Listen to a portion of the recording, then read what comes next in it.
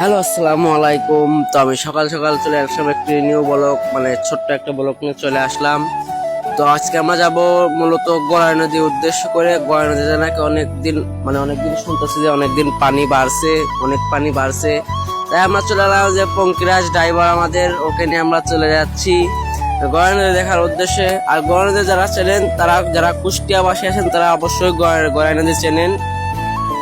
এই গড়াই নদী আপনাদের দেখাবো যে কত পানি হয়েছে। আর মানে ডুবা ডুবা আর কি খেলতেছে নাকি শুনলাম যে এলাকাগুলো। আর যাওয়ার সময় দেখেন সুন্দর একটা পরিবেশ, মাঠের সুন্দর নীল ধান, মানে সুন্দর একটা পরিবেশ, সবুজ ধান ক্ষেত, এরকম পরিবেশ দেখতে দেখতে তো ফাইনালি আমরা চলে আসলাম গড়াই নদীতে।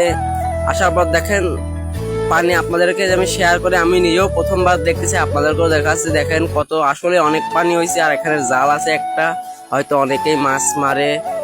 ওই যে কুমারখালী ব্রিজ দেখেন, কুষ্টিয়া যারা আছে তারা কুমারখালী ব্রিজ চেনবে, যে কুষ্টিয়া কুমারখালী ব্রিজ এটা গড়াই নদীর উপরে বানানো হয়েছে।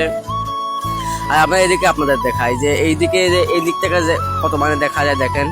মানে এই প্রথম যে এত পানি হয়েছে, মানে পানিটা হয়েছে এই প্রথম, গড়াই নদীতে এত পানি হয়েছে এই প্রথম। আর এর আগে বন্যা হয়েছিল, তার ভিতরে অনেকবার এর আগে শুনছি যে বন্যা হয়েছিল, শুনছি আর কি বন্যা হয়েছিল। আর এই প্রথম আমি নিজের চোখে দেখা, এই প্রথম। আপনাদেরকে এইদিকে একটু দেখাই, মানে নিচে লাভে